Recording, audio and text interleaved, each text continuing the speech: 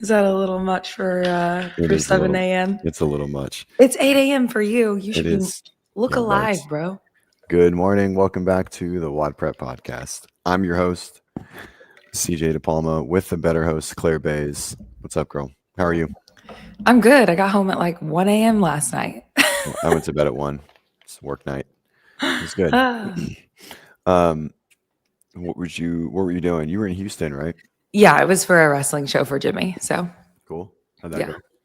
It was good. It was his first time on that promotion and it was just a rumble, so it was like chaos. Hmm. But it was good.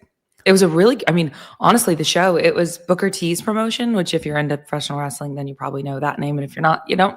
I think anyway. And so it was his promotion. So he was there and Zilla Fatu is also like he's part of the bloodline, if you will, within the wrestling space. So anyway, he Okay. was the headline and there was a huge turnout for him. It was for being an indie show, it was really, really well done. Cool. Yeah. And so like, what's the prep time for a show like that? Like, how much is scripted and like rehearsed and like that kind of stuff? It's actually baffling. So this show isn't a good example for Jimmy for the reason of it being a rumble. So it's like, unless you're one of the like it's just chaotic, it's less scripted. I mean, not that there's not some sort of game plan there, but because there is, but it's not as much preparation, I would say. It's a much lower lift. But when you're talking like a 15-20 minute match with, one opponent, Mhm. I can't make it make sense how little time they have prior to the match to figure out what they're doing and actually stick to the plan. The whole thing's crazy Yeah. because the athleticism alone for like higher level actual wrestlers like Mhm. is ridiculous. And then on top of that, you layer in they've got this whole storyline that they're telling throughout 15 to 20 minutes. And typically they literally don't have that at all until day of event, Nice. hours Interesting. before. It's That's cool. crazy. That's Yeah. cool. Yeah. That's pretty neat. Yeah. Um, It's even cutting promos. Like you think about um creating content or even in the movies or whatever, like people are and by the way, I just realized I think my audio may not be coming through the right thing, so let me check my oh, it is. Okay, yeah. just kidding, sorry. Anyway, but scenes cut as needed, right? Versus like promos, they just will riff and tell a story for 2-3 minutes at a time, and that to me is it seems challenging. I mean, they make it look good, but it seems challenging. Um, that's cool. It's Yeah. an interesting world for sure. It's something. But next time I ask that, the answer is, what's a script? By the way, Huh. just to be clear. Well, I Just mean, it's not fully, so there is right. that. Yeah, There's yeah, always, yeah. yeah, yeah. Like, what do you mean? They hate each other. It's totally real. They just go and they fight like MMA. Yeah. Um, uh, well, that's cool.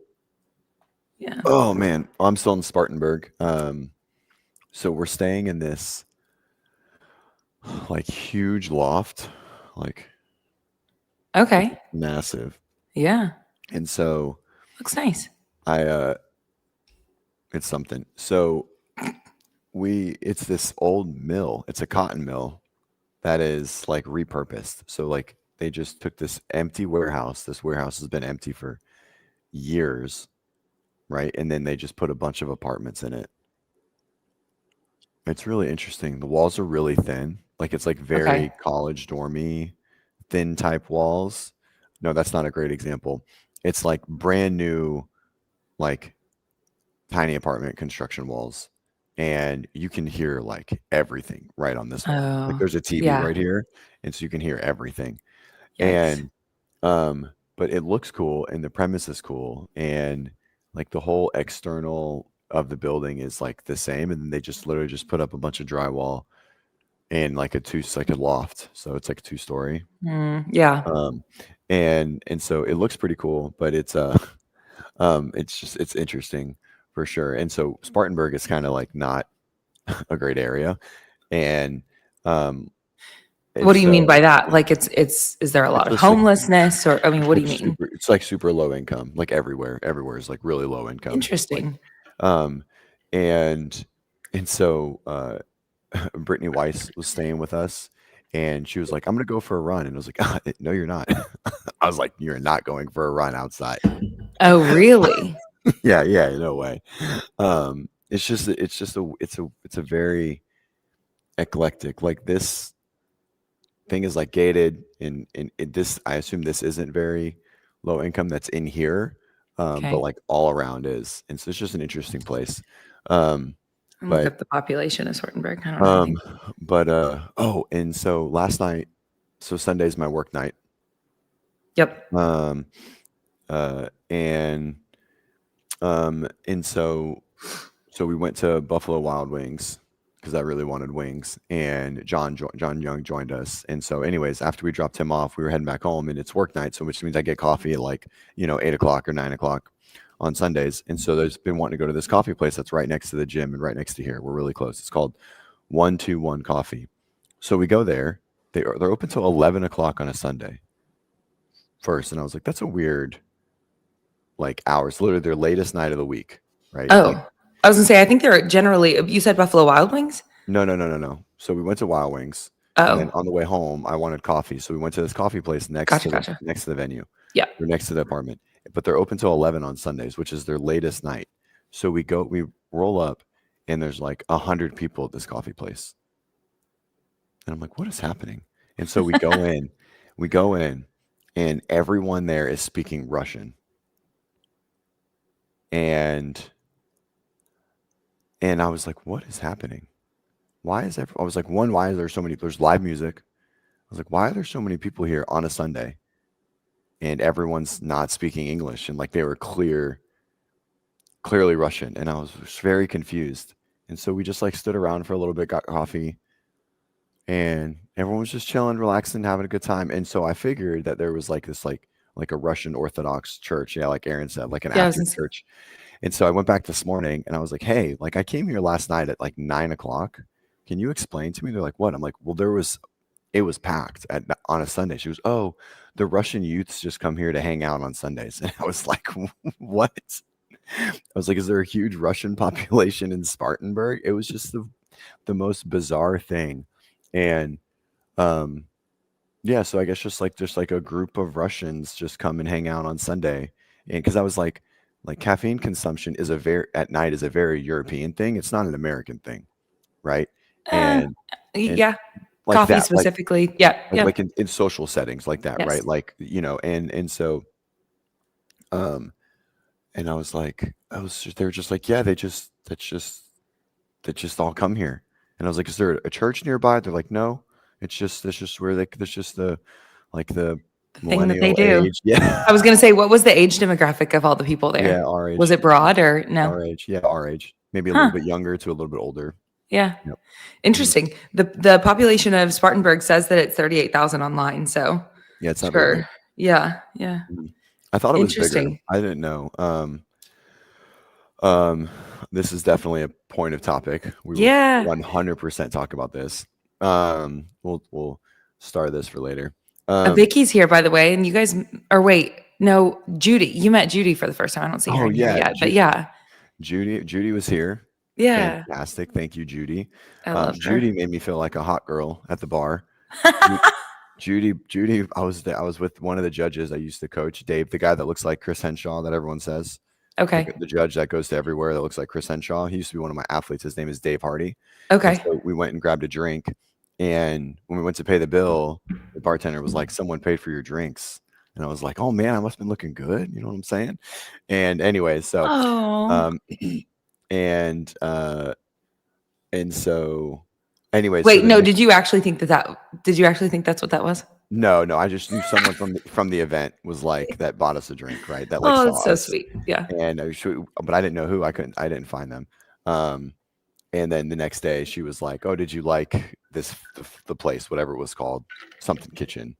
And so I was like, hey, thanks. But yeah, felt like my hot girl game was on point.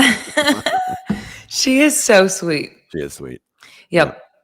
We were talking about like the difference between a larger event and a smaller event like this, and just like anyway, it was cool because I don't know if it's a combination of like having worked a number of in affiliate competitions and whatever now that like I finally felt like this year on the broadcast I had a better understanding of the intimate is the word that everyone is using, but like the small nature of, you know, how close everything was.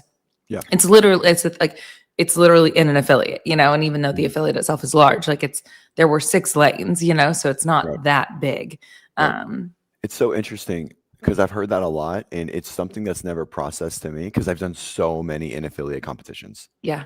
I've been a part of so many in affiliate competitions, like Mhm. at Mako, at Coda, at Soul, and so to me, like so many people commented that to me. It's like some passing, or I heard that conversation happening, Uh-huh. and I was just like, This feels normal. yeah, it just wasn't a thing to me. But again, I've probably been to just as many in affiliate. I don't know. That's probably not true. It's just something that never crosses my mind. Like Mhm. I've never thought of that as like a different experience. Um, but yeah, I guess I mean, I obviously like it makes total sense that it would, and so I think a lot of people appreciate that. It seemed like a lot of people really like that, Yep. right? And I Yep. think the biggest difference in maybe this compared to like even Iron Games, which is like I don't know 5 times bigger than this, right? Yeah, like Um, square footage wise. and people and Oh like yeah, yeah, participants, participation, sure. and is the caliber of athlete, right? Like there's like there's like CrossFit celebs competing. Sure. You know what I Yeah. mean? And I mean, Um, to be honest, that the star power that was brought by media alone was huge. Like yeah, sure. that's one of the things that I mean, it was real fun. Like on the broadcast, there were certain people that were standing behind that little area, like seemingly constantly, you know, and you Mhm. could just see that they were really enjoying being able to be close proximity to the talking heads that they listen to all the time, which is so cool. Yeah, it's cool. It's neat. I didn't watch any of the. Well, all we did, we'd come home and Gucci would rewatch her heats to make sure that she knew what they said about her. um, Oh, they definitely talked about her. And that was another great thing. 6 mhm. athletes on the floor at a time, they're going to talk about you. Yeah, but they didn't. But they messed up. They didn't. They didn't stream Heat 2, Purgatory, and that Oh, was are a you huge. saying like the one that she shined in Yeah, was yeah, not yeah. streamed? I Gotcha. tried to convince them. I tried to convince them to do, to get on for that one specifically, but it is what it's a hard one to do anyways because they're gone for the majority of the workout. Um, but yeah, it was the best race of the entire event. Yeah. Of like all female workouts. It was the closest race. Her and Zoe Warren were Mm-hmm. neck and neck within. So we'll walk back through it. So Purgatory. So we'll just kind of start with a story. So Purgatory was Sunday morning, and it's Gucci's best event, right? Gucci is a um, above average runner, not a great runner, right? She's above average, especially in that time frame. Um, but she is a world class rope climber. Um, and and so And she's good on pegboard and so on. she's okay on pegboards because She works on them a lot. we only worked on them in that tiny time frame. That's it. Just Okay. that whatever 3 week time frame because I was like almost positive they would show up at Crash. And then Uh, once she came to the States, we haven't touched them because we don't have one. And no one has one in Pensacola. okay. So, well, they come in the exact same time. Zoe goes unbroken on pegboards, right? So she has like a 25-second lead on Gucci. All right. So they come in and then they both go, and Gucci does fine on them, right? But she doesn't go unbroken. We never even, it just wasn't even an option, right? Like it started to rain a little bit. So the shoes were a little bit wet. So we were just a little unsure. We didn't know Mm-hmm. how well the grip was going to hold up. And um, so then they come out and Zoe's got this like just about a 25 to maybe even 30 because Zoe's a good runner too. And so she was about a 30. I think that's the right Zoe. Let me double check before I say There are something. 2 Zoes. I Zoe know. Warren is from No, no, Colorado. yeah, That's it's Jones. John Wood's Zoe Jones. Sorry, it's partner. Zoe Jones. That's what I thought. Okay. Sorry. Okay. Um, and um, and um, so, anyways, they come into the legless, and I'm like, all right, maybe we'll see if she's, like, we'll see if how good Zoe is there because she has like a rep and a half lead on Gucci, and she's great. I'm like, shit. I'm like, all right, it's going to be a good race, and this is going to be a really good push. And so Gucci cuts the lead to dead even after the cut rope. She has the fastest cut rope split in like all heats, right? She does those 4 in like well under a minute. Like it was so fast. No Yeah, that is hesitation as crazy. soon as she was down. And they both get out at the exact same time. They get to the runs. They come in for the last rope climb and they are neck and neck. And they run. They're immediate, like same thing, right? Within a split second of each other, finishing the 4th regular rope climb and out the door. And then Gucci just outruns her by 1 second. Oh my gosh. Yeah. Wow. Yeah. What a It was race. such a good race. It was awesome. Yeah. But she made up like 20 to 30 seconds on the cut rope, and it was cool. Impressive. It was Yeah. super impressive. Yeah. And then we'll get some more Gucci stories throughout the show. But yeah, so coming back to it, it was intimate. It was cool, right? Mhm. And it's cool to be near everyone.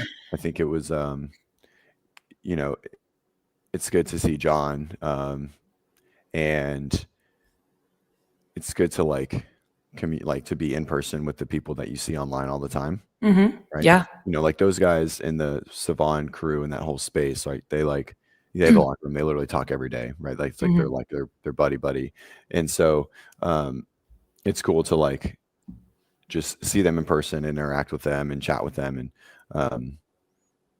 hang a little bit. Chatted with Tyler Watkins a bit. Chatted with Hiller a bit. Hiller came up to me and we were just talking. He introduced himself, which I thought was really, really cool of him. And like, Wait, you hadn't met Hiller before? I hadn't met him in person. And Okay. so he came up and introduced himself, Uh-huh. which I thought was really interesting. Like, 'cause he knew me. Obviously, we know each other. We've chatted online, you know, and obviously, he's what everyone says. He's really polite. And so we started Yeah. talking. We talked about you. And What did he say? he's just really excited you're on the show. Oh, that's awesome. Yeah. Thanks, Hiller. And you know, we talked about your meteoric rise as an MC. And then and so What a way to describe it. That's um anyway. That's sweet. yeah, I mean, sorry. it's a fair play. I wasn't doing it 2 years ago. It's been fun. And so when we were talking about that, a piece of the conversation came up, and he used an analogy, which Hiller only speaks in analogies, and Yes. everyone knows that. Yes, and I love it. I love it. And I was like, this is what Ben does, right? I was like, Ben almost purely speaks in analogies Yeah. all the time. He's And talking about WODprep Ben. We always have to WODprep like Ben. specify which WODprep Ben. And so he was like, I do. And I was like, what do you mean? I was like, what do you mean you do? He goes, and I was like, it's not like an innate thing. Like people, like it's a skill, right? Yeah. Like some people do it and other people have literally never tried to communicate a topic like that, right? Like some people just don't process like that. And I was like, that's why in my opinion, that's like why your videos do so well. Cause like all of your videos are an analogy, right? Like you take everything and you create a story and then like you like relay it to people really, really well. And that's why a lot of people really resonate with like the width of your knowledge, right? Or like your information. Yeah. And it's also why they're always go ahead. What were you gonna It say? seems it seems very innate to him. Yeah. And he was like, I never realized that. And I'm like, what do you mean? I was like, I thought that was the whole point of your fucking YouTube channel. Yeah. That's funny. No, that's just how he effectively communicates. He was like, yeah, I guess people just don't do that. And I was like, no, they don't. I was like, some people do. Right. And think about it, whenever people are telling him things, he's processing them that way. Like that's how he's drawing his conclusions and coming to understand. Yep. So you're speaking to him, not using analogies. And meanwhile, he's piecing together analogies. And it has to be with how he communicates. He was like, you just blew my mind. And I'm like, what do you mean right now? Like there has to be no way that you didn't know that this was like how you conveyed your shtick. Yeah. Anyways, it was cool. He had his camera all weekend. He made a lot of good content. I like watching it. Yeah, I still haven't seen all of it. I'm looking forward to going and back up. And yeah, it was good. JR is he's just such an interesting guy. Like Did you get to talk to him? Just a little bit, right? Like I didn't want to I mean I said thanks for, you know, like inviting Gucci and whatever. And it was really it was really cool of him to invite her because like if you just look at like the like who got invited from like what level, right? Like, you know, she was sort of on the bottom end, and it was really nice for him to extend that invite. And and so yeah, I mean, he was busy. We talked a little bit about um workouts and stimulus and things like that, like in passing, like the intervals workout. I was like, oh, who knew box clears needed to be in training consistently for a lot of people, because a lot of people are really bad at them. Yeah. And Well, how much of that too, do you think that people have shied away from that given Achilles injuries over the years? Like, do you think that people literally avoid things like that, or no? um no, I think it's like there's a lot of athleticism to it, Mhm. and I think people just it's just like it's kind of like the dumbbell snatch before 2017, right? Like it's a great like heavy dumbbell work or like consistent dumbbell Sure. implements. It's Yeah. just not been exposed well. Programs. But I do truly believe, and this is what I told him, I was like, it will be in my training. I love the stimulus, Mhm. right? For a lot of athletes, right? Mhm. Especially, and I mean, I've always been like a big fan of making older athletes jump. Um, and so now just taking it to the because like you can take the thing with like the box jump over, you're a great example, right? Like me and you, we can turn the box jump over aerobic, and that's not Mhm. really the like the true design of it, just like kind of like a power clean or a power snatch, right? Mhm. Like it's supposed to be power expressive, but when you do 100 of them, right, like we can modify the pattern and find efficiencies to use less energy. You can't do that in the box clear, but Yeah. a box clear requires so much. It's basically like a heavy power snatch every rep, Sure. right? Sure. And I love that without Yeah. actually having to lift heavy load. Like Yep. that's such a great thing. And I was like, and I, you know, I probably did them way more when I came from like my sport background into CrossFit, right? Sure. And then you just sort of goes away. But um, but like Tristan said, like the box clear destroys most people the minute they try them and then do them under fatigue. And so, interestingly enough, um, um, Gucci literally couldn't do them in training. Like like she was averaging 7 a minute, right? And like we were getting um not making the time cap in that Mhm. second interval. And we were Mhm. like, what the fuck? I wonder And how many people who competed at this also had that similar experience with one event or another, where they tried to set, so, and I know there were a lot of like whether it was the fat toe to bar situation or the P bars or a number of different things where people had to improvise with what they had Mhm. to get as close to, like you guys showcased that with Gucci and so on. But I wonder how many people who did compete this weekend actually had their own version of tests of the events that they were totally freaked out by too. It sounded like a lot of people were in the inverse, like especially some of the higher level athletes that didn't do very well. Uh-huh. Um, and I don't want to like put So they any names. came in overly confident with how they would Well, perform. they just like their competing times were nowhere near their training times, and and so Interesting. um, this is crazy because Miley Wade actually did good in this workout. There's no way that that's true. Maybe the sled. I can understand the sled, but there's no way she couldn't do one of those deficit handstand push-ups and then got sub 5 minutes on the workout. Well, Kevin, where's that come from? Um, I mean, she got 329. She got third on the workout, so there's Oh, no way she couldn't do a strict hand. That can't be true. well, what I also about the box clears. Now I feel like I'm pulling away from your. I don't lose your train of thought. Mhm. But one of the other things that I thought as someone watching the box clears is you don't see those frequently, and like you said, you're not having to load and still being able to be explosive, and that's cool to be able to train that. But from a spectator perspective, someone consuming CrossFit, something like machines, for example, I feel can often look underwhelming, right? So like we all know an Echo bike on that, the experience is nasty. And like, you finish a workout with one and you'll get the legs coming off of it where it's like, that still is fun to watch, right? But like watching someone on a machine, it's hard to understand the energy that's being output while they're stationary. Does that make sense? Mhm. Versus something like a box clear, like you see that and you're like, whoa, Right. And so not that what's happening on that Echo bike is not also whoa, but it doesn't translate to the consumer's eye the same way at all. Like I think that was one unique thing in watching that event. I was like, this looks athletic, which is cool. Mhm. Yeah, I agree. And so I'll like sort of walk it back. So what we heard was a lot of athletes, not a lot, but like the few that we talked to had a lot better training than competing. And then with Gucci, not one implement that we had tested and not one piece went better in training, not even remotely close. Like we were hoping to not get capped on a couple workouts, and Mm-hmm. she was nowhere near. The only one she was even a little close on was the muscle up workout, right? And she Mm-hmm. still had 30 seconds, which ended up being her worst workout of the weekend. But was she proud of that performance though? Because I mean, that Oh was yeah, if that's yeah. yeah, We didn't make the cap. I mean, yeah, it's a muscle up workout, and so yeah. I mean, we were proud. She was proud of every single effort there, good. and like deficit strict handstand push-ups. A year ago, she couldn't do one deficit handstand push-up from like an inch, and she did Wow. 24 on parallettes from 3 inches, Oh wow. right?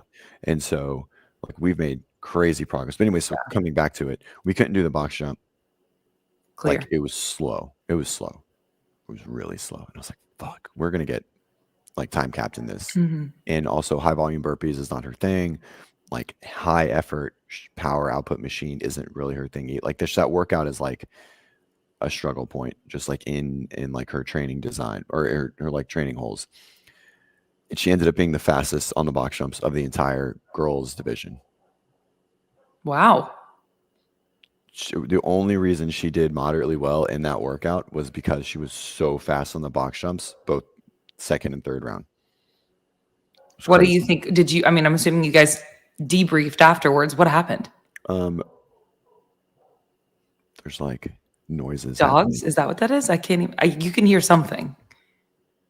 It might be a dog. Yeah, there's like, you can hear, yeah. So like even when you walk in the hallway in here, Yeah. yeah, definitely a Yeah. dog. When you walk through the hallway, like if you're talking too loud, like the dogs just start like losing their mind down the hallway. Anyways, so we trained over a 30-inch like square box. So it's a little bit bigger. The Rogue is 28 by 28. So what we used was 30 inches, Okay. a couple inches. And I think it's a wooden box versus a rubber box, right? And I think there's just a fear component. Psychological, totally. Yep. And so, yeah, I mean, That's obviously such a real thing. If you know that you can send it in like on a box, and if you like, you're not going to be punished the same way. You approach it differently. And we did a lot of them, right? And they got better progressively, but they were nowhere near. I mean, she was doing the 20 in like, I don't know, like a minute 10. Like it was just so much fast. Like she'd be 6 or 7 reps or 8 reps behind like her pace, like her heat pace. Yeah. And she would beat them off the box. And yeah, I mean, it was cool to watch. Yeah, that's It was, awesome.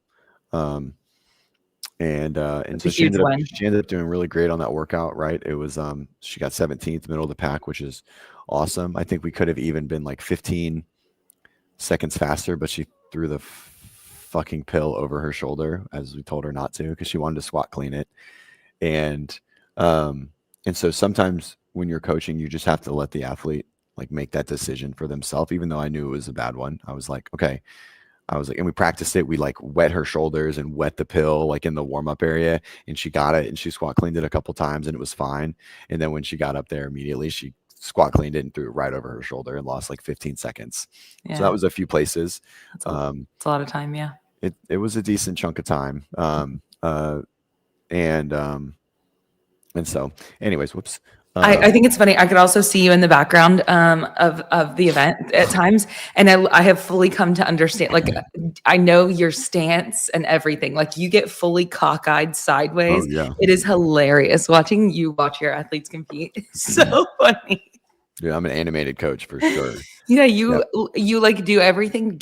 You're clawing to be on the floor. It seems you know, Yeah, like you're like just like dragging them forwards. Like, get the fuck to the bar. You're like becoming one with the barricade. It's so funny. Yeah. Anyway. And I have my translator next to me. Yeah, for when you lose your voice. No. For when I can't communicate to Gucci when she's on the floor, even if she can hear us. Like John has to communicate what I'm saying in Icelandic because she can't process English when she's fatigued. Oh, wow. And That's also John's interesting. Icelandic voice sticks out in a crowd. And so Yep. we can do a really good, like, we can give her a lot of good information that a lot of people can't give because everyone's yelling something. But when he starts yelling in Icelandic, it singles out in the crowd, like while she's on the floor. And Uh-huh. so we're maybe at a little bit of an advantage there. Like I can basically be in her ear because of his voice. And like that was the case at NorCal. So a much bigger situation. Yep. And even in I think they announced that the invitations to the winners from this event to NorCal. And John is also extremely loud, as Judy said. Gotcha. Everyone knows. Like, yeah. It just sticks out. And do I have the wide stance? So no, and the reason why is because we're on the barricade. If we weren't on the barricade, I would for sure have the wide 2-point stance. Starfish. Yep. Like hands on the thighs, like one of these. You know what I mean? Yeah. So as this, you can just see the stress meter go up for him, and he literally starts to get like more sideways, and it's yeah. I feel like now I got to pull a screenshot from the weekend and then like post like it the age to group show you. games. Yeah. No, I mean I saw you on the floor all the time at this one. Oh, really? Yeah, you could see you in the background during hers, not like constantly, but you definitely could. Yeah. And it's easy to pick out because I know you're literally standing like sideways. Right. Yeah. Well, so by the way, okay. I feel like we haven't even acknowledged comments literally at all. I'm sorry, guys. You have a little bit, but let's see here. Here's one. CJ, speaking of the Achilles, did you see how Nate Ackerman was limping the last day? Wonder if it was his Achilles. I think he's still calf. struggling with whatever he struggled with at NorCal. Okay. I think it's been a thing. I feel like when we saw him somewhere else recently, and I feel like he struggled with the same thing. I don't remember what it was, but I think it's an ankle, like a really bad ankle sprain. Yeah. Maybe.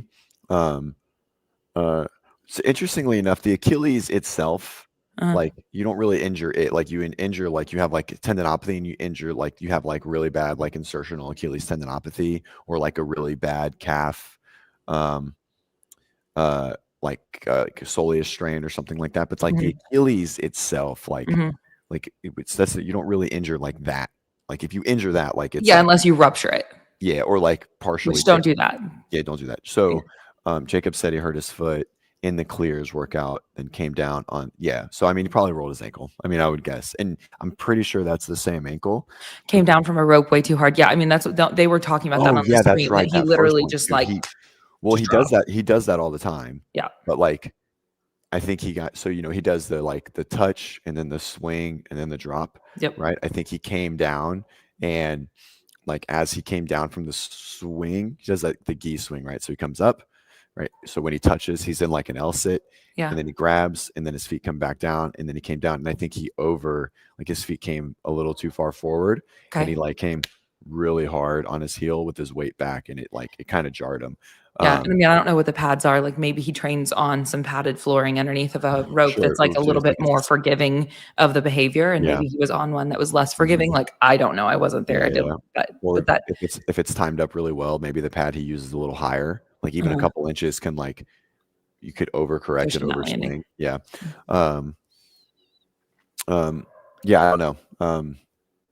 So just being really hard on it. He's impressive. I mean, he's super fit. He's just got to shore up some holes and some decision making, right? And maybe some, I don't know, some like ego-ish. I feel like he always comes out super hot. Like he did those legless in like 30 seconds and then seemed pretty flat for the pegboard. That was one of the things Paige said in her interview after her final event, was saying, because Sivan was asking what are her thoughts on the younger girls, which mind you, she's literally 22, but she has been around for a little bit longer, but saying the usual, like, what about these younger girls? What do you think about them? And she said something very respectful, but to the effect of like, one of the things that a younger a less seasoned athlete has to like get to know themselves better, and not come out so hot. Yeah, It's a really, really I think the common trap biggest for a younger athlete. yeah, I mean, we went with that with Gucci for a long time, and so like with Wadlands and other competitions that she's done and qualifiers and stuff, like all the way through the muscle up workout at NorCal, right? The 30 muscle ups and the run. Literally, that was our last workout where we had a plan and she blasted the plan because she got caught up in the race. And then after that, she hasn't done it. Yeah. It's like it was like an immediate switch because then we Yeah. went into the bar complex workout where she was okay at, she could do more, but we were like, no, we want to come down early. And she came down even earlier than our plan and ended up being her best workout of the weekend. And then from that point on, she's just like made smarter decisions across the board every time, right? Like purgatory, right? I was like, if you know, you guys couldn't see, but for rep 4 of the legless and rep 4 of the regular rope climb, I couldn't even watch because I was like, she's gonna fail. Like she is literally at failure. And it was the perfect timing of like exactly the push that she could do. Same thing on the flip sled and the handstand push-up, right? She did fail 1 rep and she went back up so quick. I was like, there's no way she's going to make this one. And she made it. And so she's making better decisions. But I mean, it's taken us a really long time to not get caught up in the race because you just always want to beat everyone. And it's just not the case until you're literally the fittest on the planet when you can just race every workout and it probably will be okay. But someone like Nate, who's extremely fast in a lot of things, and especially like a qualifier type workouts, it's not the same in person, right? Like qualifier workouts are all designed to be like all gas, no brakes. It's just the design of them to be like, that's just how they end up being. And you can't do that in especially a competition like JR's, right? Because everything is like gonna accumulate a lot and take you near failure because of like difficulty or skill or muscular fatigue, right? Yeah. Like, and so that he really, I mean, I feel like everybody's so high on his programming and so on, but like it seems pretty justified. Like it seems with very good reason as far as, like you said, taking him to failure for an array of reasons, not just the same thing over and over again of, oh, it just got to the point where it was too heavy, you know, like, well, yeah, that happened once, you know, or oh, where it was muscular, whatever it was. This event did a good job of that. I'll get on here and talk a little shit per usual. So just in the rumblings of some coaches and maybe some of the better athletes that didn't do that great was some complaints that it was too heavy or like too hard and that they might not come back next year. And the only thing that I have to say to that is don't be a fucking pussy. Like get the fuck over it. Don't whine that it's too hard. You knew what you were getting into. Right? Like I just can't, when coaches say that, the only reason you would say something like that is because you feel like it might hurt the athlete's image. And if that's why you're doing something, hands down the worst reason. Nobody said that before they showed up and they knew what the programming was before they got there. Yeah. And then they got their ass beat. And so it was, you know, and this is just like a very like singular thing. And I just couldn't believe it's like what I heard. And I was like, why is this a thing that's coming out of this person's mouth or these couple people's mouth? And it's like, that's not why you do it. You don't do it to make sure you do well, right? Like you do it to test yourself. To test yourself and to win, right? And if you don't win, then you weren't good enough. I don't know. I don't want to speak outside of my lane with like understanding of but I mean, like the whole point of this competition is to get right up next to that next tier, you know, the top, right? So it's supposed to be, I mean, goals in general, like in life, sure, in this arena, but in general, like they're supposed to freak you out a little bit. They should be so large that they're like, you know, so I don't know. Like, and I mean, also then you can make a burpee workout way too hard. You know what I mean? Yeah. Too hard. But like you could do that with, I don't know. That's surprising to me. I guess, yeah, I have curiosity about Well, like, well, who said it or whatever, yeah, but I I'm like, also you're throwing I it don't under the need to do bus. that. Um, Oh, that's great. I guess I'm formulating it. And Leonard, you bring up a great point. That's not necessarily like they would bring it up, but that's something, yeah, that I intend to do. I'm processing it in real time. I'm not sure. yeah, I was like, when that came across my ears, I was like, I was like, what? I was like, that's not, I don't even understand. Yeah. Here you go. Clydesdale said it. I Yeah. mean, about the programming after the fact is telling of your future success. Yeah. I guess you saying that, I'm just surprised to hear that because you did know it going in. So Yep. then what changed? Yep. Was it just that you had that you, like you said, like that you struggled more and you didn't place as well? If anything, I mean, look, like that is great information to take back into training. Like I'm sure that you guys have a very clear picture from this of what Gucci Yeah. needs to work on. And even though maybe it exposed itself in a slightly unique implement that she's not going to see left and right, it still can come back to so many other different, if it's a pulling deficiency or a pressing, something like that, like, yeah. Interestingly enough, it's all of her deficiencies are like, one, what we knew, but it's like, it's the pure like gym CrossFit stuff. If she can get to an in-person competition, she's going to do great. She learns on the fly. She does odd objects really, really well, right? Like she moves from A to B really, really well. Like she is an in-person athlete. Mm-hmm. That's our goal though, is like we have to be a better qualifying athlete, right? But at 5'8", it's always going to be a challenge, right? But that's like what we're working on, is like burpee speed, machine speed, muscle up volume, strict handstand volume.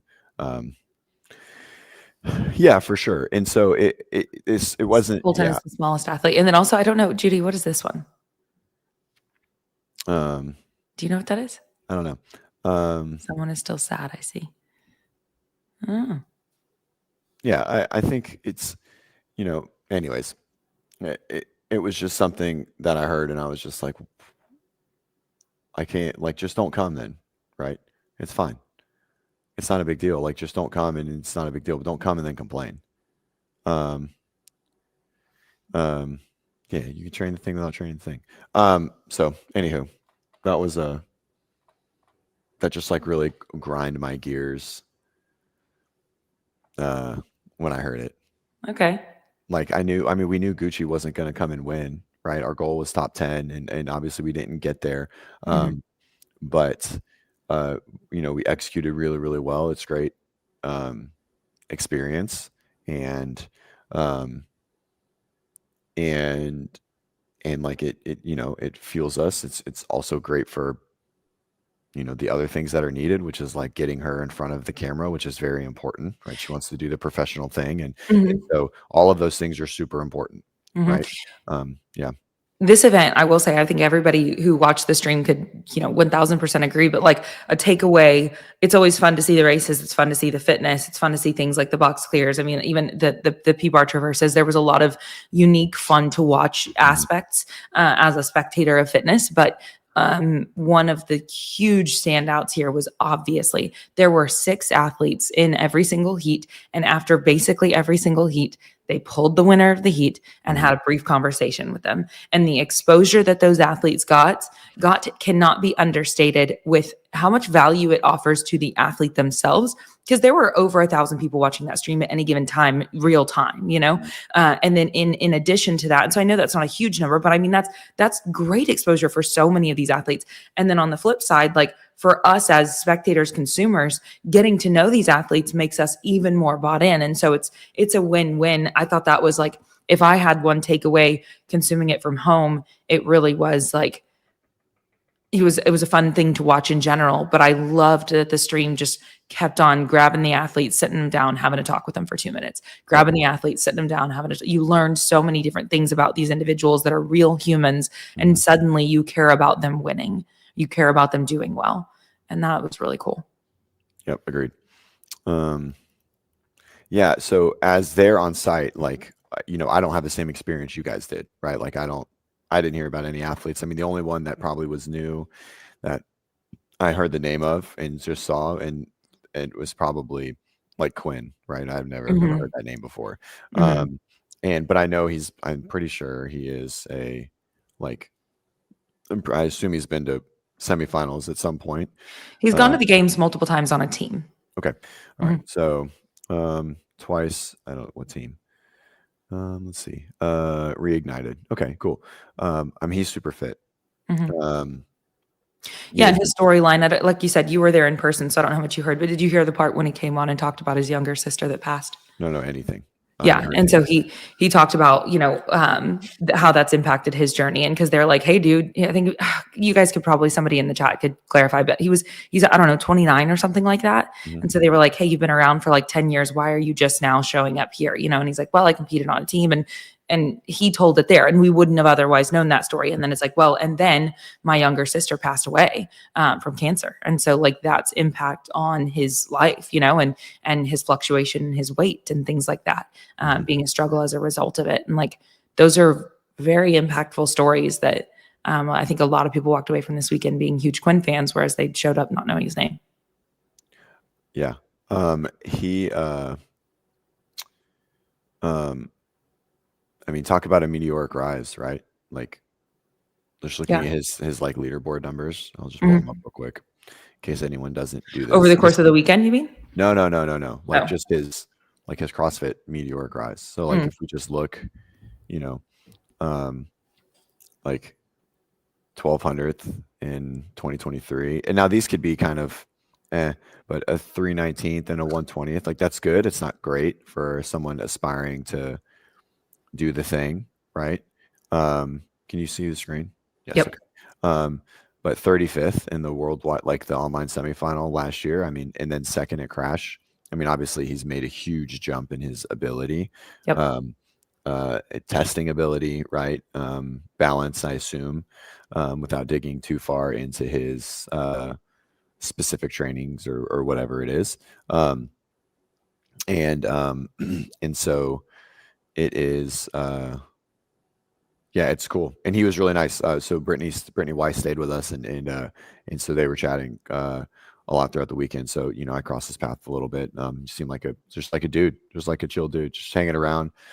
Kind of warmed up, kind of got ready like last minute. Like would basically just sit out and watch all the heats till like I don't know 20 minutes before his workout, and then go warm up real quick, and then just smash it. Oh, wow. Yeah, every That's time. like it. That's like the Kevin Schutz approach. I At was like least the first from couple day times. one, that's how it Yeah, was for him. first couple times I was like, is he competing? Because I hadn't watched any like of the final heats of men at all. Mhm. It's like by Mhm. the time they're going, like Gucci needs to warm up. Mhm. And I was like, it's like 3 heats down of guys, and then he would just walk away, and then he'd come back later and watch all the guys' heats. And again, I'm like, I think he's competing, right? Like, 'cause I didn't know who it was at first. Like, Sure, I sure. hadn't Yeah. paid attention, and then, yeah. Anyways, yeah, and then just would smash it. That's awesome. Is Well, and did Hillary was he the one that made the aesthetic post between Mason and him, right? Was that like who has the better body or whatever it yes. was? Okay. Yeah. Yeah. Um, It yeah, was an Instagram post. I don't yeah, think did he it's make a full length video about it? I don't think no, so. I don't know. I think it was just an Instagram post. Yeah. Yeah. Yeah. Um, Which that was yet again, that was great because I think that I mean he gets great traction in general, but I keep on always going back to like things like that. They're gonna get a lot of attention from the aesthetics crowd that is not necessarily CrossFitters. It's great exposure for CrossFit. mhm. Um, 2 yeah. days ago. Let's see here. Yeah. 1585 on the likes. And anyway, yeah. So those things are helpful to just kind of draw in some non-CrossFitters and like, what is Mhm. that? And on the flip side of it, Liz Wishart, that was an easy one that yet again, she got to come sit in there and have conversations and Oh yeah. people got to know her better. And obviously Hiller's piece of content about her recently definitely helped. But like Mhm. yet again, now how many more people are suddenly rooting for her? Mhm. Tons. Yep. Yeah.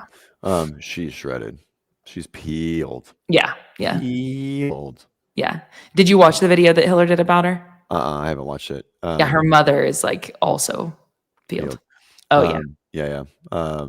I couldn't believe how shredded she was. Uh, anyways, all right, let's talk about Peace Corps. Also, yeah, okay. Yeah, I was like, I Oh, want go to ahead. talk about anything behind the scenes as well. But like we wouldn't have, like, what were the takeaways for you? Because now I'm over here talking about sitting at home watching it, and like you were there, and you said you had some interactions that you enjoyed. You met Hiller for the first time. You got to talk to, I guess, the Peace Corps thing. You'll get into talking to Tyler Watkins, but yeah, like all that stuff.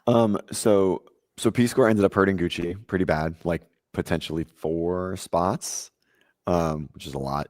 Who else do you feel like it hurt? I don't know. We'll find out. He'll put up the normal thing. I think it probably hurts a lot of the middle crowd of the females, and some of the males. But it is, yeah, I don't know. It's hard to tell. Like, it's hard to just look at it and see. Okay. But it's clear that Paige won. It's clear that Told you. Colton won. You did. Touche. I just didn't think she'd be that fit this early. I just know when she said that she was leaving her baby to go collect the check, I was like, well, if that's why she's leaving her baby at 8 months to go collect the check, she'll be collecting the check. 100%. So, like, if you look right here, Quinn and Sam, odds are Sam would have won. Like, if you just look at the numbers, like, I bet this is flipped. Can you see my screen? Yes, I can. Okay. Like, if you just look at the numbers, right? So we can just do like the basic scoring. So 4, 10, 24, 43, 6, 13, 25, 21, 40, right? So these would have been flipped. The podium would look a little different. I actually, looking at this, 10, 27, 32, 46. So Quinn probably would actually be 4th, maybe, right? So, like, I'm assuming that it looks pretty different here. It didn't change the winner, but just looking at numbers right here, it just looks like it changes these 3 athletes a lot. Like, looks like Quinn is 4th, Sam's 3rd, Quinn is 5th, Sam's 3rd, Chris is 4th, right? And that's a big deal. And then, yeah, I mean, you can just sort of see, but it's hard to know, right? Like, Tyler will run the game scoring for 30 at some point and post it, I assume, on Spin. But I do know that because Gucci raced really well and pretty effectively, but didn't have a lot of like big wins, that a lot of these ended up being like smaller points, right? So, like, it hurt her, right? So, like, John ran basic numbers, and so it ended up being, and then it hurt her, right? So we think she would have been 17th, maybe even 16th. And then P-score for this workout here, for our last one, we thought she was going to be closer to the median. The median for that workout was still like 440, which is kind of crazy because some people didn't get any. The females would be same top 5 with ranks. Oh, that's cool. Thanks, Jenny. But I think P-score, when you have workouts sort of like press dense, right, where there's a lot of people that aren't going to finish, the median doesn't work as well, right? And because like Rachel Noel didn't get 1 rep, right? And so really, she can't do the strict handstand push-up. And which was really sad. She was pretty emotional about it, but I have full faith that she's going to have them next year. Like, it's not even a question. I've gotten to interestingly her competing multiple times this year. Interestingly enough, that I didn't realize who it was on the floor, and I kept thinking Hannah Black was walking by me. Like, that was crazy. And also, she has a twin that just competed in CrossFit for the very first time. What is it? Hannah? And is also a savage. No, no, they're not quite as dense. And so they're dense, but they're not Hannah Black dense. And so if you were really going to use it at the highest level, like, you'd have to prevent workouts like that, right? Because, like, technically Rachel's score would be like negative, I think John said like negative 8 million or something like that. Like, if you like ran the numbers, because it's like a 0. So there's always some limitations, but it's fine. I'm not complaining about it. It would have helped Gucci to have traditional scoring, but we didn't, and that's fine. It's not a big deal, right? It doesn't change how she did in the competition. It just changed where her number is on the leaderboard, right? But so if we looking at it, so after day 1, she was in 20th, which makes sense, 17th and 24th, right? And then after these 2 events, 17th and a 14th, because of P-scoring, she didn't move. She was still 20th after day 2, which was Yeah. kind of crazy being at the median the whole time. But just because of how it fell, that's just what it was. It's kind of stinks because we didn't get into the third heat, which I think might have even helped a little bit more for some other stuff. And then after event 5, she jumped to 15th. And then after event 6, dropped all the way down to 20th, which was really like, we were pretty bummed, unfortunately. Doing math, had she hit the median, right, which is what we anticipate, I thought the median was going to be closer to that 5. This number, I don't even think this number is right, actually. I think she came across a little earlier, but it's irrelevant. It's too far to make a difference. But I thought she was going to be closer to the median here. Had she hit the median, she would have made 50 points. She got 20 points for the workout. The median would have been 50, which is probably about right here. And she would have jumped back to 15th, right? So she's 30 points below, right? And that was the math that we had. I thought the median was going to be closer to that 530 to 540 mark, just based on the times. But how he did the workout, it just didn't work out like that, which is fine. Okay, so you said the median was about a minute faster than she finished. Yeah, it was like 442 or something like that. And that minute cost her 30 points. Correct. Yeah. Got it. But with that being said, we were nowhere near finishing this workout at all in training. In testing, like, yeah. 4 rounds was the best that we got, but we never test anything fully. Like, I'm not a big fan, especially if it's not a strength of theirs, right? Like, if I know that they're not just going to blast it, I don't. Is that athlete dependent, or is that pretty much, it doesn't even matter who the athlete is? You're not a fan of that? Athletes don't do well when you like put them in like a really no-win situation, like no athlete, right? And so, and so because of that,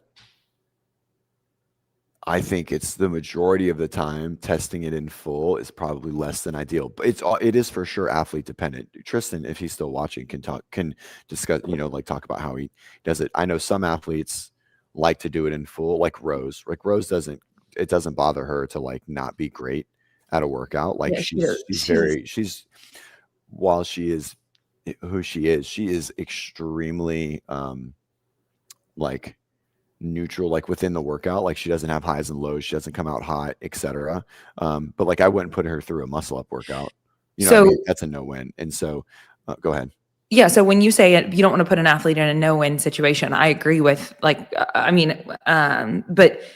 I guess it's how they perceive that, because testing a full workout, if they perceive it to be, it's not a win. I mean, I don't know. I guess how they perceive it is what comes to mind for me, because then they have better awareness of what it's going to feel like all the way through. And I'm not saying obviously it's athlete dependent and workout dependent and all of those details, but I don't. Some athletes, I guess it's not an absolute, is what I'm saying. Some athletes don't need to feel that, because some athletes really struggle to like go dark and hurt like that. Yeah. And Gucci is certainly one of them. Like she competes much better than she trains. And I know that she's going to push herself harder. But if we come into a workout that, like the intervals workout, like to do that in full, we did it in full once. And the box jumps were so subpar that I was like, we're not going to do that again. And so it is, it's 100% athlete dependent, but with Gucci specifically, right? Like it's more of like just making sure she knows what all the pieces feel like, or here's the first 30%, or here's the first 50%. And also running these workouts in full is very fatiguing. So Jacob likes to test the full workout at least once. I don't know. Do we know who Jacob is? I assume it's just one of his. I don't. That's Tristan, right? Yeah. Tristan, who are you talking about? And then for work on the centered around the crux, I have others that don't want to do the exact or full workout. Yeah. And Gucci just does whatever. Like she doesn't really have a strong opinion on them. Like she just does. Like she's very much like a blind loyalty. Oh, Jacob Marlowe. Okay. Thank you, Christian. She's just very much like blind loyalty. She just does what's on the paper, and doesn't really have a lot of input about it. Wait, you had someone competing there this week and you didn't come? He got 5th. Congratulations, Tristan. God damn it, Tristan, you should have been there. What the fuck is wrong with you? You guys could have broed out. Yeah, man, shit. I think he was like vacationing with his wife. Like that's important or anything. So usually also here it was really hard to test anything like in full, right? Because of the implements that you had or didn't have Sure. or whatever, right? Which was kind of nice. Yes. And Gucci said on the little bit of, I think she got interviewed by Miller. Patrick. Yeah. And in there, she specifically said that she enjoys that aspect of CrossFit quite a bit. It's why she likes NorCal. It's why she likes this one. It benefits her a fucking ton. Yeah, that was fly is cool to hear. Extremely her thing. And so we'll do lots of pieces of it. But we usually won't test the full workout, especially like press stents, right? Like we went through lots of variations of it, but we couldn't get close. So it was just a lot of strict handstand push-ups. But our you can't, when you have a deficit, especially for the females, the deficit was to a pad. So that pad is much different. That pad is not universal. It's their pad. So you can't really figure it out. And so we were testing a way harder implement, like way more challenging depth. And, it just didn't go like we had a plan and we ended up holding that same plan. We were just able to go a lot faster. So, yeah, I think it's athlete dependent. I know I've heard of people that just like to test it a lot at like lower paces or whatever, but there's also a fatigue component. It's like, here's the workout. You're going to test it in full. That's a lot of like, if you're really going to test it in full, that's a lot of CNS fatigue that's going to accumulate because you're because I guess if So, to answer your question, super athlete dependent, but and workout dependent. Yeah, and workout dependent too, for sure. Usually the more painful I know it's going to be to do well, the less close we're going to get to the exact thing, right? Because like that can kind of scare an athlete away. If I have an athlete that's like just a fucking dog, then I think it's okay. But I mean, like that's not Gucci's thing. It's just not yet. We're getting there. Wait, right? Would you consider Rose to be just a dog? Let's see. I'm trying to think of who you would. No. Yeah, I don't want to like put anybody. If there's anybody that you, that's a compliment. So it's super compliment. In competition, Rose is a dog, right? And in competition, Gucci is a dog. But not a lot of people can get there in training. Sure. And so some people just don't. Now I do have some of those. I have some like just dogs in training, and I think they're way harder to program for because they just like blast everything that we do. And I think they're like, it's fun to program for them, but I think it's a little more challenging. You have to like talk them off the ledge more regularly of like, hey, I don't want you just dying every day. I do want you doing that sometimes. I don't want you doing that. You have to like make notes in certain workouts, like, hey, don't be that guy. 100% all the time, probably to a fault, Vicky. So Vicky's question is, good morning. Do you believe in testing it a slightly harder, heavier? As Gucci just walked by, she'll attest to it if she decides to hop on.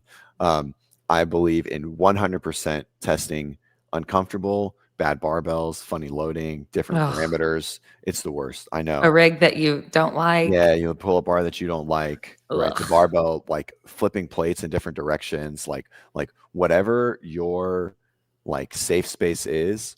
If we're prepping for a competition, I want to move as far away from that as possible, right? Like I want to do the workout and do the thing, and I want to make it a little bit harder, always. And so probably to a fault.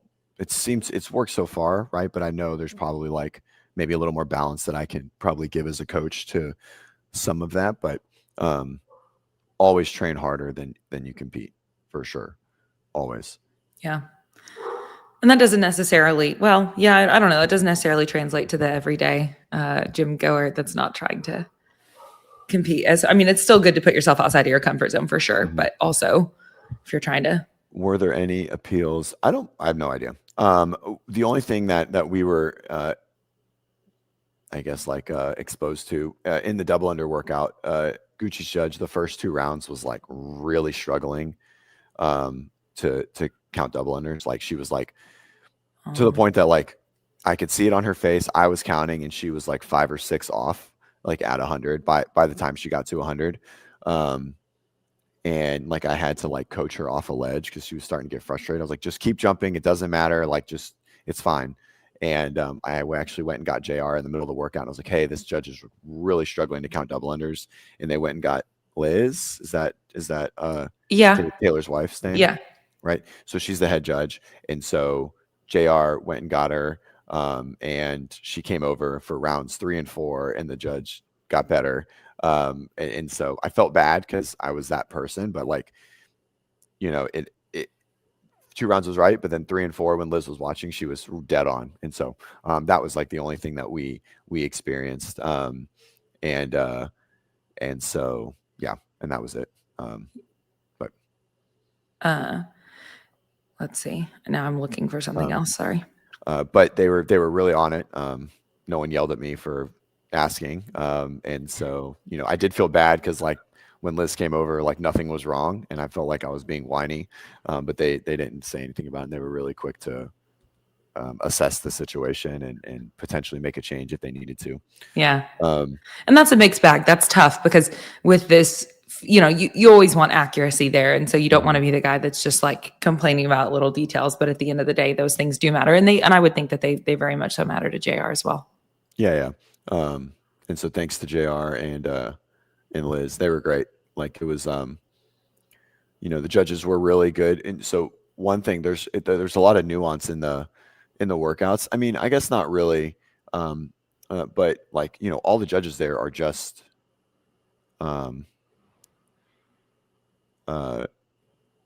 like members of the gym, besides like one. Like Dave Hardy's like I think the only non-gym member that they let come back. It's just gym members there. And for gym members judging, they do a great job. Yeah.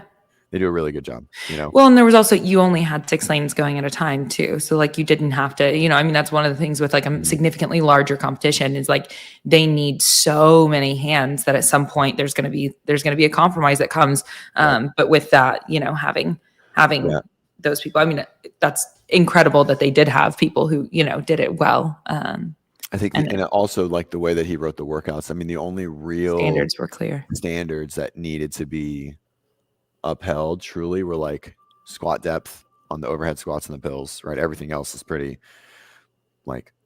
simple. The lockout of the handstand on press stents, which quite a few people got no rep early because they were coming off the wall on rep 4 a little quick. And probably the muscle up lockout at the top. And there was one other. Trying to walk my way through the workouts. I want to say like squat depth with pill or something like that. Maybe I think I heard like complaining about that, but anyway. There's one more. What was workout 4? Nothing in purgatory. Super simple. You just touch the top. Judy said a bunch of athletes at purgatory not hitting the chest piece had to go. Yeah. Yep. And they were really but like good. They did do it. Yeah. They did do it. Yep. And they were on that for sure. I mean, there was probably some questionable squat depth, just to be honest, you know, like, but it is, you know, it is what it is. I think they did a good job. I don't think judging influenced the outcome of any workout, whether or not perfect or whatever. Oh yeah, that was it. Touching the tape. That was the last one I was thinking of. So there was definitely quite a few people that would hop up and they're like, you know, like their knuckle would like touch the tape line, or like they'd go across the tape and like there'd be, you know, and they weren't, I didn't see anyone get no rep there. People probably should have, right? You know, I don't think it influenced the end of it, but yeah, it was really good, especially to be all just affiliate members judging. That's cool. Okay, this one, how did we talk about the broadcast? I talked about my opinion of it. Does anybody else in the comments have anything they want to add in there about like what that was like? And then I'm also curious, because it was such a small venue and you guys were all able to be right there, did the broadcast influence your experience there? Me? You? Yeah. I mean, anybody, like somebody spectating, anything like that. So you weren't really that aware. I mean, you like saw them sitting there, but you couldn't hear what they were up to. Oh no, you can't hear them. No, you can't hear. Yeah, I mean it's loud in there. You know, they've got headset mics on. So no, you can't hear them at all. I love the interview thing. That was cool. That was a great touch. You know, obviously I wish they would have had, you know, with Gucci in the last 2 days being in Heat 2, I wish they would have broadcasted more, maybe a Yeah. stationary camera or something, but it is what it is. And so, yeah, I mean, that was probably, the only thing that, even as someone watching it, my only criticism of it was in like in the muscle up workout and even maybe purgatory. It's not as much. But like you didn't know who was in the lead, right? Like there was no like show of leader like on the floor. It's like there wasn't any moving of the chess piece or like showing which round they were on or something like that. Like the sled, you can see just where the sled is on the floor, which was great. Purgatory is only 3 rounds, but if you were unsure if they came in and did Sure. cut rope first or pill Yeah. first or where they were, and so yeah, some of them were hard to follow. Yeah. On the broadcast, I think that John and so like they did a good job on broadcast of Sure. keeping track of that. But I can see how, yeah, if you didn't have something progression on the floor, then you didn't Yeah. know. And that's just from like, like running Iron Games with Kevin, that's something we always try to Absolutely. to show. Yep. Whether that's moving down the floor or a chess piece or whatever it is, right? Yeah. And so I mean that's probably my only like criticism of the weekend. Second one is Carolyn Klutz, which most of you probably don't even get to follow. Should not like would have. I'm pretty sure would have podiumed in individual. We'll see. Really? Oh, dude, she's so fucking fit. I'm so sad that she's Dang. going team. She should go individual. I want to see her try and make it to the games at 37. She's fucking savage. That's crazy. Yeah. I mean, I knew I heard talk about her being like remarkable in the Masters. I didn't realize that her scores would have put her in that kind of position in the individuals as well. I'm fairly confident she would have podiumed. Oh, there we go. See, no way. Yeah, she's very fit. She's that's crazy. Yeah, and I mean, and that's like. Do you know what the prize purse for winning first place in Masters versus second in? I can't remember. Do you know what? I think unless you would have won, it was more financially beneficial to do Masters. Right. But yeah, so there is that. Yeah, for sure. But and she's 37. She is qualified. Yep. Can't blame her. Yeah. Yeah. Let's see. Successful broadcast. If being nitpicky, little things could have been better considering the guys are still learning. And I think it was a massive upgrade from when they first started. Yes, I agree. I thought it was really good. I mean, like, yes, we could always hope for more camera angles or more whatever, but yet again, considering the size of the team, if you will, and so on, like that's kind of honestly just pretty remarkable that they can, because I mean, because that went so well and because we got to hear from so many of the athletes and so on, like being involved in a number of different competitions personally, I would love if somehow we could have those immediate interviews, whatever, go running at other events as well. Like that was such a special thing to have there. But so like my brain goes like, man, how can we do something similar to this at other events? And the work that they got done with the number of hands that they had was actually, I don't think we can appropriately pay respect to it. Like I'm like, that was actually pretty wild what they did get done. On at the site there was this so there's a loading dock off the back end of the building and there's a semi truck there and I was like, who the fuck has a semi truck just like on their property? And I didn't realize, but it was where all the extra equipment was. Like he for sure rented it and like put all the equipment in there, like right off the loading dock, and it was just sitting in this trailer. And I was like, oh, that makes sense. I thought he just like had one, just like this like semi trailer that was there like at the event.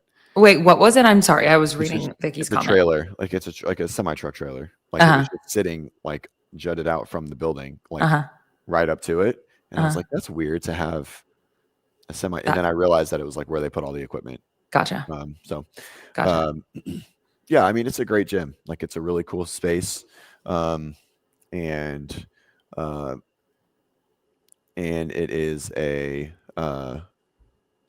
a cool thing. I think Coda sort of gives you like a false sense of like what like a really really big gym can really look like, right? Like, but Crash in and of itself is ginormous, right? Like on average, and multiple rooms. Like there's like an athlete lounge area with sauna, cold plunge. That's obviously always there, and just like their normal hangout area. It's like a zone 2 area. They have like a bunch of machines in there, and then they have like a separate training room, and then they have the class floor, which is huge, right? So yeah, it's a cool gym. For I sure. will also say one other thing that I saw from afar that was cool. And by the way, Vicky, not being biased, I think having some sort of MC next year would be beneficial. I said the same thing. Yeah. If they want it, that would be so cool. That'd be so cool. Anyway, one of the other things that I thought was wonderful was like you saw the workouts that the volunteers and so on did at the beginning of the days, I guess. And what did you do them? Yeah, I did yesterday's. It was terrible. Heck I'm yeah. so fucking sore. I was gonna say it looked like they were like legit. And so it was, I think that's always really fun to get the volunteers out on the floor using the implements that the athletes are using in some sort of form or fashion. Like that's a really special thing that I also understand for events. Like it's such a heavy lift already just to like run the event itself. And so then to allow the floor to get messed up to any degree for it. Like I understand that that's kind of a big ask, but also like I would venture to assume that many of the volunteers that being able to experience working out alongside the organizers of the event and some of the broadcast team that chose to do it, any of these personalities probably really stood out to them as memorable to get to do that. And so I loved seeing that. I loved seeing that it looked like they were hard workouts. I loved seeing that so many people participated in them. Anyway, yeah, I think that's something that's always stood out to me about Dylan Militsky, over at Beach Brawl is like he's going to get out on the floor and do a workout after the end of at least one of the days or whatever. And I really appreciate that from him, and it's fun. Yeah. And it was cool. Yeah. It was fun. Overall great experience. Obviously I love coaching Gucci in person and being around her and her. Where does she go now? She go back to Iceland or literally driving to Atlanta right now. And as soon as I get off this, I'll pack, we'll get in the car, we'll drive to Atlanta. And then I'll fly back to Pensacola, and then we'll fly to Iceland. And then we have affiliate. What's her next competition? Does she have does she have some time off now? No, Icelandic Championships in 3 weeks, right? And so then after that we'll take a little bit of time off. But no, she kind of has a couple days rest, and then we'll up the intensity again and kind of just stay into this like competition prep mode. And then after that we'll probably take like a couple weeks of like lower effort stuff and then sort of reset for the season. Yeah. Did she feel like, I know that you guys talked about like you ramped up really hard before this competition, and that by the end of your ramp up, she was like feeling it, but then had the time to reset. Does she in hindsight feel like that was, she was happy with it? I mean, I don't know. I'm looking over there. I can't tell, but I know that she felt better than me at the end of the weekend. Like I'm more sore than she is 100%. So like it worked. Wow. So, like she tolerated the volume really, really well. Like she was able to. Event 6 was like probably like our most important event from an execution and like really tapping into like her max ability within a pattern, which is deficit strict handstand push-ups. Not a great movement for her. And there wasn't a crazy amount of pressing, but there was muscle ups and there was a lot of burpees and there was a lot of intensity. And so having that as the last piece was like, shit, like if we're beat up, like it's going to get really tough. She struggled with some like hip, low back stuff. The pig was heavy. None of it bothered her. I don't even know if she's sore. So like it worked. It was really like, that's awesome. Yeah, it was good. Yeah. Yeah. So, it was, it timed up pretty good. And like we know each other really well now, right? Like we've done this a few times and just overall, like her body is tolerating training volume a lot more, which is great, which is not something that was, a thing when we first started working together. Mm-hmm. Yeah, so it's good.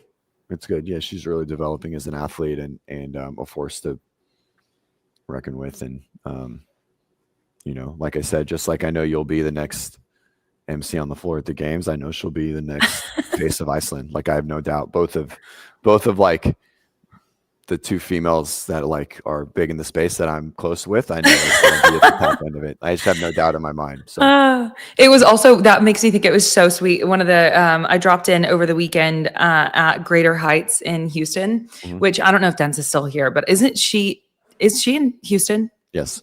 Yeah, that's what I thought. And I wanted to be like, hey, where are you? Or like double check her gym. But then I'm like, oh, she's gone this weekend. And then John's also in the area, but he was also gone. And I've gone to Greater Heights a number of times in the past.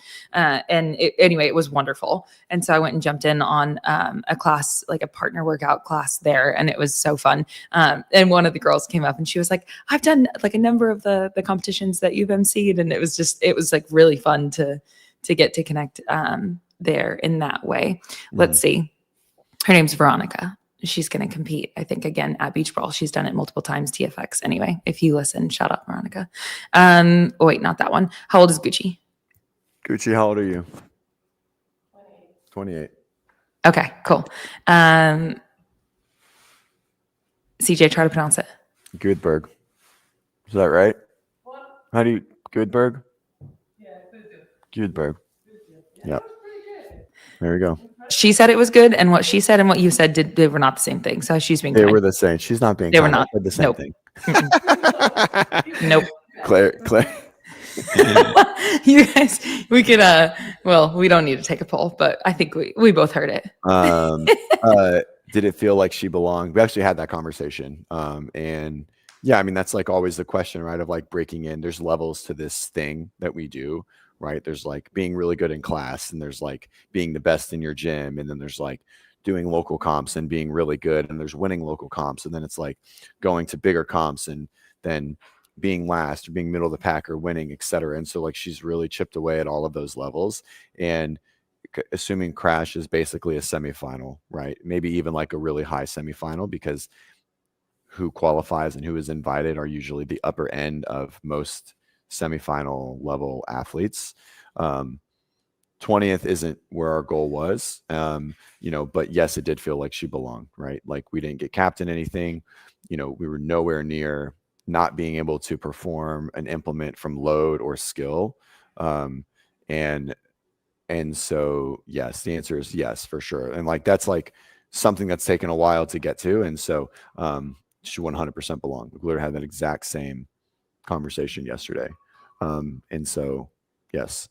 And now that we belong, now it's time to make the next step and really start to compete for top 10s and top 5s and, hopefully podiums in the next year. Yeah. That's awesome. Well, I mean, yeah, the fact that she walks away from the weekend and you're like, I don't even know if she's sore. Like that's a testament to being able to handle that kind of volume and load. And that was a lot. Yep. I wonder if most of and speaking of like being able to tolerate the volume and so on, that was definitely one of the takeaways that everybody had their reservations, or a lot of people had their reservations about Paige. And anyway, that was pretty fun to see. I do got to run. Okay, cool. We got to get packed and get on the road soon. Okay. They're just packing around me, and I feel like I should be helping with some capacity. Yeah. I just got to pack a suitcase. They have like their entire lives. Yeah. They just fly around the world with 6 bags that weigh 4 times as much as them. It's the craziest thing. And they did buy basically every tourist American thing that they could buy to bring back to Iceland. That's in a bunch of bags. So, fun. Yeah. Cool. Awesome. Well, tell her congratulations on a successful weekend. Even if the placement wasn't what she wanted, she gets to walk away feeling really, really proud of big performances, and that's pretty cool. Yeah, cool. Yeah. Thanks, guys. Thanks, chat. Thanks for being here. Thanks, Claire. And we'll talk this week. Okay. Oh, yeah. We'll be affiliate con this weekend. There we go. That's the next time we'll be together. Yes. And then we will be no shows till then, because we're going to have a lot of them. Yeah, this weekend. We might need to, no one's messaging us back about the tables. We're going to wing the internet again, because the internet's very similar to like what it was in Ohio. It's like thousands of dollars for whatever they sent. And I'm just Anyways, and we're probably going to rent tables and chairs locally because no one's getting us back to it. And there's a million options that are like within driving distance from there. And since you have a car, we'll figure something out. That's Okay. probably what we're going to have to do. Anyways, no, there's no Buc-ee's from here to Atlanta, unfortunately. Hey, Jake. Bye, Jake. Bye.